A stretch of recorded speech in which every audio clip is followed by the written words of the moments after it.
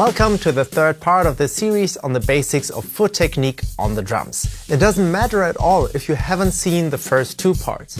If you're more advanced and want to know how to play faster, especially on the bass drum, and maybe even as a preparation for playing the double bass drum, then you've come to the right place. The first part was about the heel down technique. The second part was about single hits with the heel up technique, and now we look at continuous strokes. I want to show you how the movement works in principle so that you can continue to learn and practice on your own. This video is pretty densely packed and a bit longer, but you really get a lot of concrete exercises. Just this one video should give you enough information and exercises to take your drumming to a whole new level. You get information and tips for many months or even years because it is based on experiences from 2 decades of learning, playing and teaching. So you should take your time and watch the video in its entirety, maybe even in multiple sittings, and ideally even join in right away. But that doesn't replace practice. Of course, you should repeat the exercises that I show you in this video over several days until you have internalized the movements. It is best to correct yourself with a mirror or you record yourself as well. And if the video helps you, you should put $1 in my donation box because this video is free for you, not for me. But I assume that if it helps you, then you will be so honest and help me. You can find the link in the description. Normally an online course like this costs $150 or more.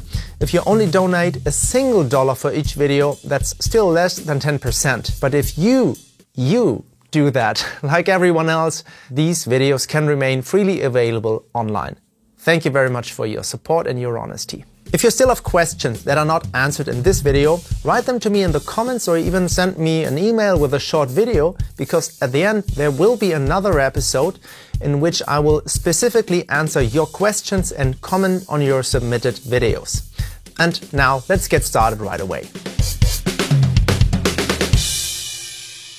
As I said, the last video was about the basic movement of the heel up technique. Let me remind you briefly. The idea is that we get the strength from the whole leg. So we raise the knee with the hip flexor while keeping the balls of our feet or the toes on the pedal. At the apex, the beater swings back, the leg drops, we tighten the ankle a little to put the power on the pedal, and then we roll off our foot. I would recommend letting the beater bounce back off the head, although it's a bit harder to coordinate. When you press it into the head, you keep your heel lifted the whole time and lean on the pedal. Then you push off the pedal with your calf. The stroke works exactly the same, except that we have a bit more tension in the ankle and press the ball of our foot into the pedal and thus press the beater into the head. But no matter how you play, what I'm going to show you now works exactly the same. Because when we play continuous strokes, we need to let the beater spring back. It's like with the sticks. We have to use the rebound on faster strokes because we don't have enough time to reposition and wind up ourselves. It's like with a ball. If you bounce it slowly, you'll catch it in between. When you dribble it, you go with the movement of the ball and keep it moving the entire time. If we want to dribble it fast, we make small, energetic moves. But that will only work if we leverage the mechanics of the ball and use the energy we put into it efficiently. So if we're relaxed and working with the ball, not against it. And this is how it works on the pedal. Look at your knee. When you play single hits, there's always a point where it doesn't move, even if it's just for a moment. Try playing a little bit faster each time. Somewhere there comes a point where you no longer have time for that break. For those who let the beater bounce back, this means that the heel no longer touches the floor or the heel plate. Instead, you roll over the ball of the foot very briefly and immediately go up again.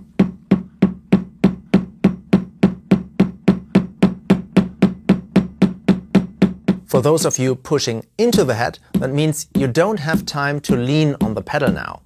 Now it's more like you're constantly bouncing your knee up and down or tapping the ball of your foot on the floor.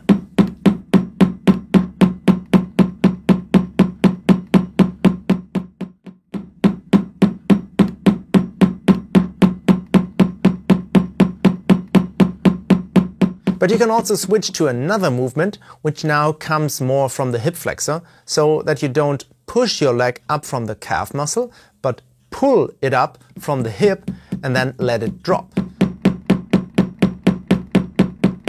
So it's kind of a stomping motion now. You can practice this simply by tapping the balls of your feet on the ground with your ankle bouncing loosely, but keep your heel off the ground. So you're making soft and even strokes.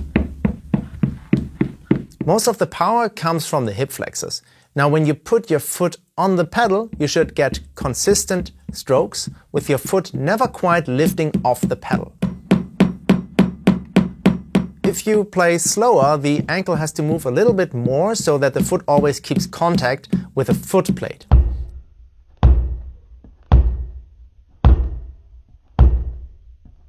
If you want to play faster, you should keep it a bit more tense so you save time and get the energy from the leg to the pedal as directly and as quickly as possible.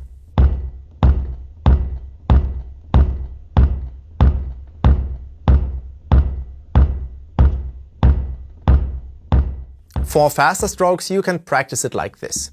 You simply stomp the soles of your feet flat on the ground.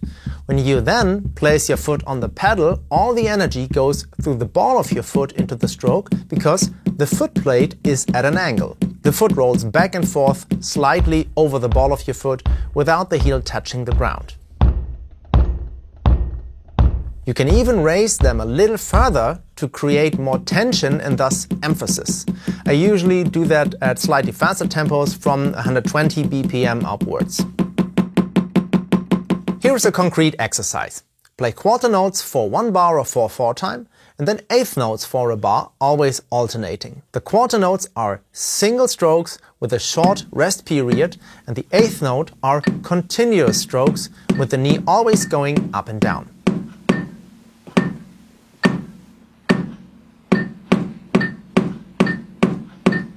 You can practice this slowly, but it only makes sense from at least 70 BPM upwards. So try it from there and get up to 100 BPM first.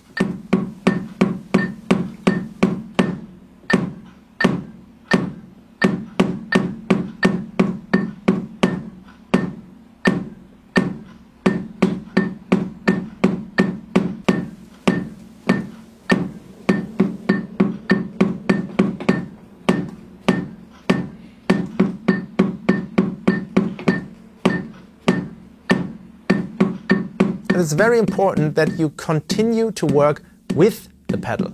So do not pull your foot off the pedal and hit the foot plate. That's also not how you would dribble a ball. Use the beater's rebound and natural oscillation. So get the pedal to the apex, never lose touch, and keep it moving. Watch the head of the beater. It should always move smoothly, except for slow strokes below about 80 BPM. Again, it's like dribbling a ball, only rotated 90 degrees. And remember, it can also help to put the snare drum away so you can really see your feet, which you usually can't. You can spot mistakes better, solve problems, and learn more effectively when you see exactly what your feet are doing. Later, you can read from your knee, so to speak, what the foot is doing. With this exercise, you will learn the difference between single and continuous strokes and practice a fluid, efficient movement. You can, of course, adjust it. If you want to train your stamina a little, you can simply lengthen the phase in which you play eighth notes. But only go as far as you are relaxed. If you cramp up, you get used to this tension and block your way to the high speeds. It's better to stay a bit slower for longer, but do it in a controlled and relaxed manner. Then you have the best basis to play fast later. Of course, you shouldn't only practice the whole thing on the bass drum. Many treat the hi-hat a little carelessly, even though we still have so many opportunities for musical expression here.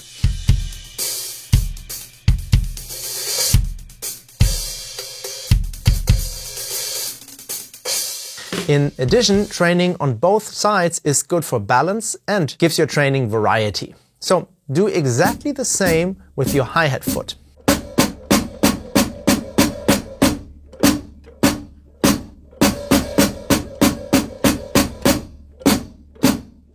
Especially if you also want to play double bass drum, it is important that you train both feet equally. So here is the next exercise for you. This time we only play eighth notes, but always alternating with both feet. First 4 hits on the bass drum, then 4 hits on the hi-hat, always alternating.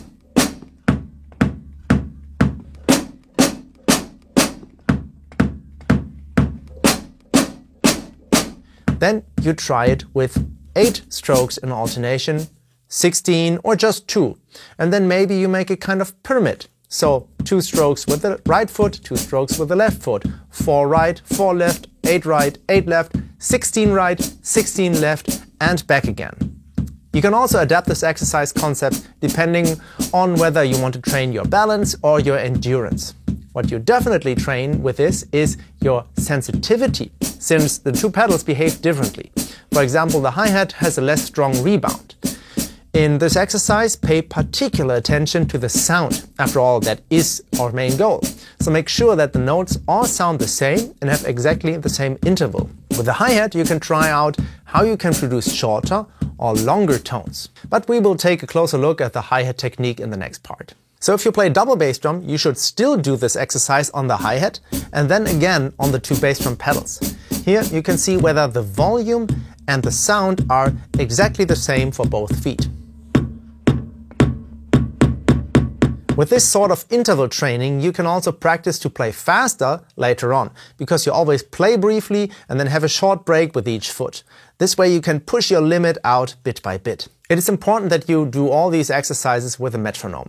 Of course, to make the movement even and to stabilize your timing, but also for 2 other very important reasons. Firstly, it allows you to measure your progress by noting how long you have been playing it, how fast, and secondly, because the pedal behaves differently in different speeds, and you need to adjust your technique. You can find out where the sweet spot is for you and your pedal settings, and where the transitions between the different tempo ranges are. Next, we will look at how we can control all of those.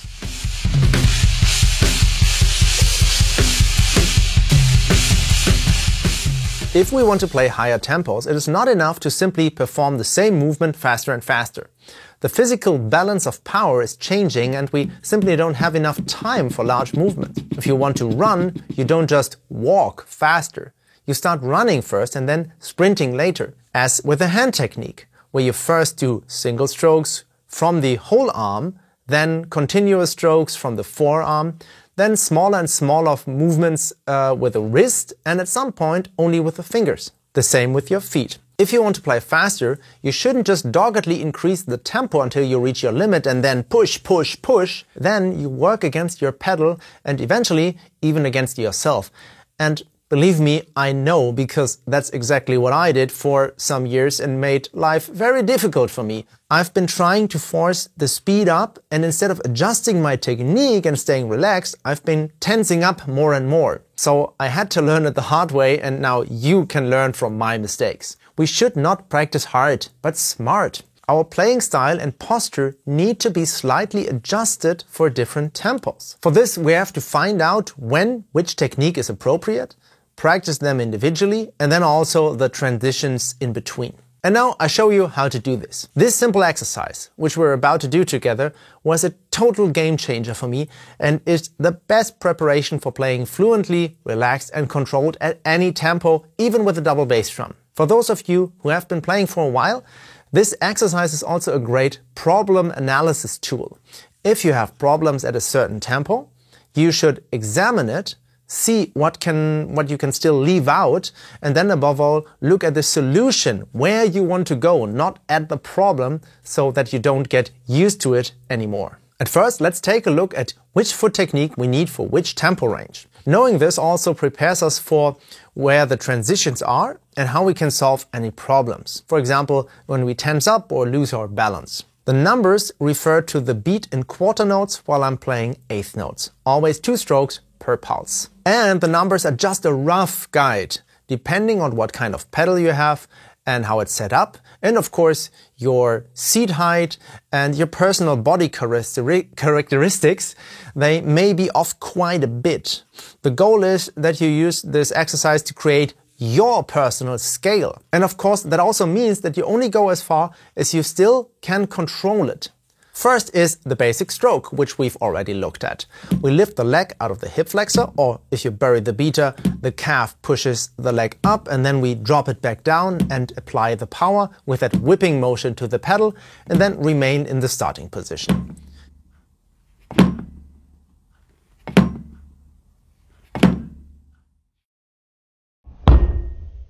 From about 70 beats per minute, however, we no longer have time for the foot to remain in the starting position between strokes. So this short rest phase is no longer necessary, but it's too slow to just stomp up and down or we'll lift off the pedal.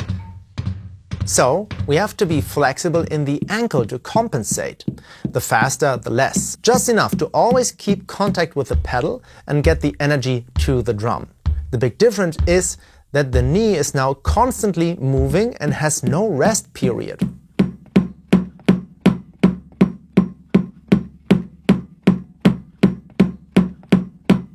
At the slower tempos, below round about 85 beats per minute, the head of the beater still has a brief resting period. That is the moment where the ankle is moving so as not to lift off the pedal. Above about 85 BPM, it should always move back and forth fluently.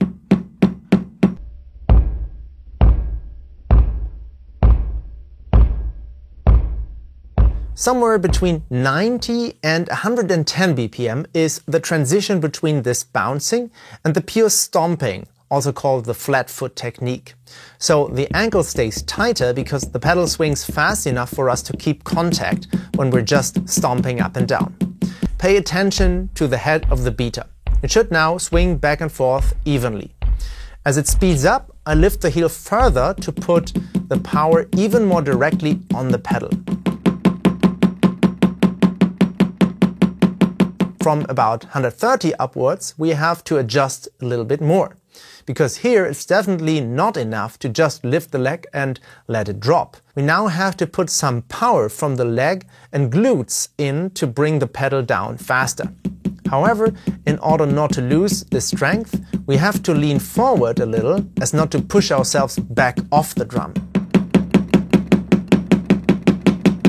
With this technique, you can play pretty fast, some say up to 200 beats per minute. Personally, I activate my ankle bit by bit from about 145 BPM upwards, because if we want to play faster, like with our hands, we need to use smaller muscles and joints further outwards on our extremities. From 160, you can easily switch to hits from the ankle. We haven't looked at this yet, but it's very simple. It's just this movement. The calf now pushes the knee up and thus the pedal down. So it's kind of a rocking motion.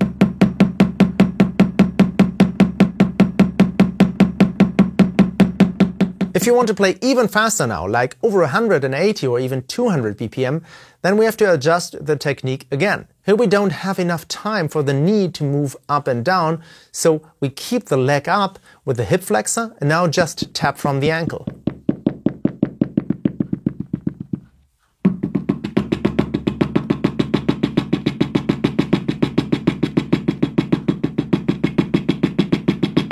Depending on your pedal and its settings, it may also be that you don't have to lift your leg, but on the contrary, you have to push it down to keep the beater closer to the head, because the radius now has to be very small in order to be able to make many fast strokes. But if you really want to go into these high tempos, you should take a closer look at it anyway. There are also a lot of helpful videos by other drummers like Hannes Grossmann, Jojo Mayer, Derek Roddy, Martin Jovanovic, and so on. And later in this series, I'll show you a few more specific techniques you can use to play fast too. Get used to these technique variations first, see what tempos work best for you, and give it a try while playing a simple beat with your hands. In any case, use a metronome and write down your personal scale, which of course is not set in stone, but can also change over time. And definitely practice this on the hi-hat as well to get used to the fact the pedal behaves a little differently than the bass drum pedal. This also means that the transitions can be somewhere else. And remember that they are often not so neatly divided. Maybe you switch to bouncing the leg at 67 BPM and to stomping at 103. And of course, there's a fairly large transition area where you use one or the other or some sort of hybrid. In order to be able to control all these variations and to feel comfortable in every tempo, here comes the grandiose exercise that I promised you. The idea is very simple and is called a mill. The mill wheel turns faster and faster and then slows down again. That means you go through all tempos and techniques from single hits to your maximum speed and back again. Set your app or metronome in such a way that the tempo increases and decreases continuously, at best over several minutes. I use the Metronomerous app for this and usually do it at 65 to 165 beats per minute, with a complete run taking about 5 minutes. Do several runs and first observe the speed at which you switch to another movement. Be very aware of that. Then try to switch as late as possible in the next run. That is, to keep the technique on the way up or down as long as possible until you switch to the other movement. After that, in the next run, you do the opposite. You switch as early as possible. This is how you find out in which window you can switch well and where your sweet spot is. Do this a few times over several days in a range of about 50 beats per minute to 100, or if you can manage, up to 110 beats per minute. Once you're comfortable with that, you will find the point where you switch to ankle strokes. Here you start at 110 and work your way up to 140 or even 150. If that also works, you do it with the whole range, from individual strokes from the whole leg to very fast ones from the ankle. However, please always only go up to the tempo at which you can really control it and do not tense up. Otherwise, you will block the opportunity to play faster later. And remember that the way down is just as important as the way up. It is very typical that the concentration is lost when you slow down or that you skip it completely. But that means you miss something very important. When you slow down, you can regain all the control and precision you lost on the way up. When we practice, we always remember best what we did at the end. And if you push yourself to the limit where you can play only sloppily and maybe cramp up, and then you stop, those feelings, this is what you will remember. So you should always stop with control and accuracy. I demonstrated this for you in detail in a bonus video so that you can read and compare the tempo ranges, techniques and transitions very precisely. So you can use this video as a kind of reference work, but you can also just play along. I'll link it here and in the description. However, this exercise is only a preparation for analyzing the technique in detail. It's not intended as endurance training or anything like that, but only works if you look, feel, listen and compare very carefully. If you consciously pay attention to being relaxed and controlling all the tempo transitions. Therefore, the tempo should not change faster than 2 BPM per bar. Otherwise, you will scurry over the difficult areas and quickly save yourself into your favorite tempo, into your comfort zone. The idea is for you to be honest and courageous in going through and feeling through everything to see where you could be more relaxed, what tempo you should spend more time in, and how you might not be using the ideal technique out of habit. So you can use it to reveal trouble spots, isolate that tempo range and practice them one at a time until you've polished the transition smoothly. So see where and why you are still playing sloppy or tense and try to play the change from one technique to the other as relaxed as possible before you practice the whole run through again. Use a mirror also to correct your posture so that you don't slouch in your upper body, for example, and definitely take breaks here from time to time so that it is not too exhausting and you cramp up again. Also, one thing you should also consciously practice is starting the movement. For example, do this exercise by playing 1 bar and resting for 1 bar. This is how you practice getting into the flow of continuous strokes at any tempo.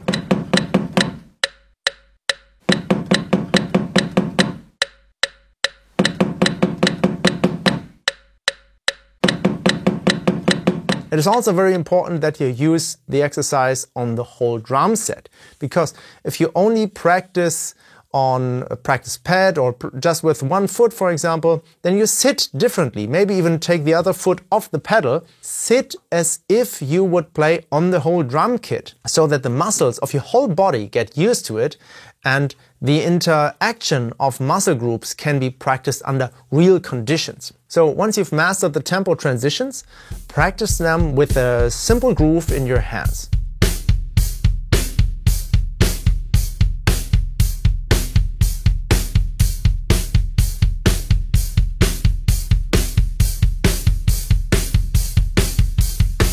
And then maybe you can even play freely over it.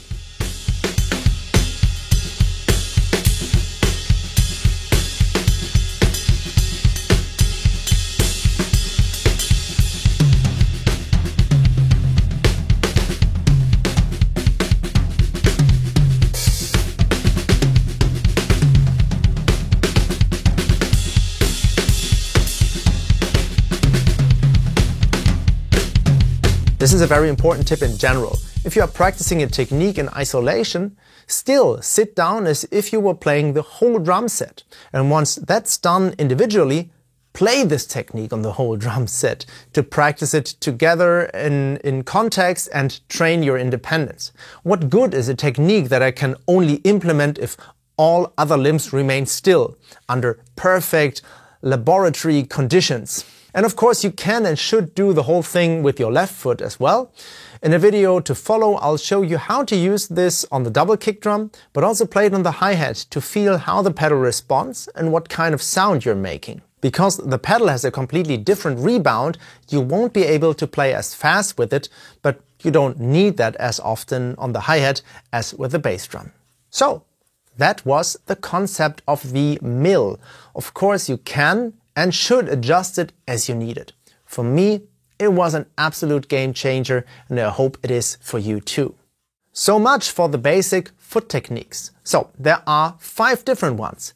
Heel up and heel down, each either pressed into the head or you let the beater bounce back, and continuous strokes from the ankle with the heel lifted. In my opinion, pressing the beater into the head heel down is pointless and only wastes energy, so that there are actually only 4 ways left. If you control those 4, then you are already very flexible and independent and well equipped for everything else that you want to learn. In the next video, we look at how we apply what we've learned now to the hi-hat, so you can use it even more creatively. If this video has helped you, remember to make a small donation and also give the video a like. It doesn't hurt anyone, but if everyone does this, this channel can continue for you. Thank you very much, and I hope to see you in the next part. Until then, take care and bye bye.